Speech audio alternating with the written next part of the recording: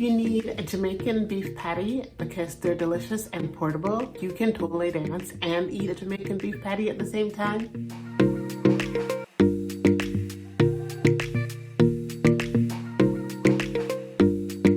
In my story in Blackout, my main character, her name is Kayla. And honesty is huge for her. We meet her at a point where she and her boyfriend, Trayshawn, are having issues because he hasn't been honest with her. And she loves honesty. It's the best way someone could say to her that they love her. So I'd have to say honesty by far. Seymour and Grace's love language is definitely communication and curiosity. They are both very curious people. They really want to know the world, and that's what they're attracted to with each other, sort of trying to figure the world out and then talking about it.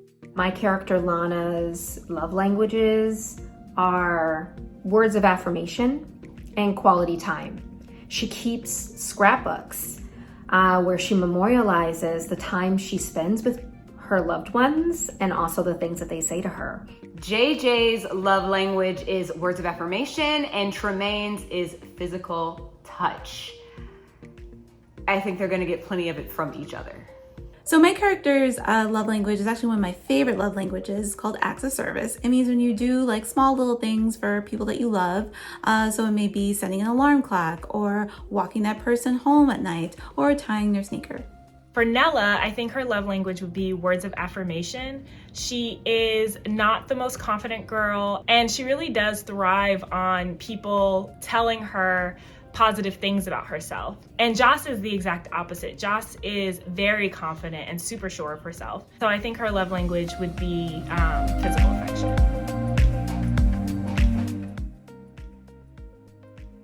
Communication is everything. You need to learn your partner's communication style and ask questions instead of making assumptions. Self-love so that then you can know how to give love. You should know yourself and love yourself and enjoy your own company, because if you do those three things, you will enter a relationship knowing your value and being able to give love if you have a lot of self-love. Don't forget to adore each other. I think it's great for romantic relationships and also really great for friendships. Communication is key, but comprehension is everything. Because you can communicate until you're blue in the face, but if that person doesn't understand you or isn't willing to understand you, you won't get very far. To be yourself, even in your relationship, because everyone else is taken. You know, when you're getting to know somebody and you're developing feelings for them, you can be afraid of your flaws showing and you can almost at times make yourself want to be someone else to fit what you think they want. And the best advice I've ever gotten is just be yourself, because if they don't love you for you, then you don't need them. So before I met my husband, I had this great boss, and he and his wife were one of the best couples I'd ever met. And I remember talking to him one day, and I said, how did you know she was the one? Like, how do you know when you found the right person? And he looked at me, and quite sincerely, he said, when you know, you know. And, you know, it just felt trite, and I didn't understand what he was talking about. But then I met my husband, David, and he was right. When you know, you know. Notting Hill with Hugh Grant and Julia Roberts. Julia Roberts comes into his used travel bookstore. She is clearly this super famous movie star, but he is dealing with a shoplifter at the time. So he's trying to deal with that situation while also being completely starstruck by the fact that Julia Roberts' character is in the store. And then later on, they have like 3 other meet cutes. It's actually Titanic. Rose and Jack meeting on a doomed ship. Kind of sounds like my dating life. Harry and Sally from When Harry Met Sally. I love the enemies to lovers trope, and when Harry and Sally meet, Harry is totally obnoxious and Sally is so uptight, and they clash right away, and it's awesome. Love Jones, for sure. It was the first meet cute where I thought, that could be me. And who doesn't love a man who has a good command of language?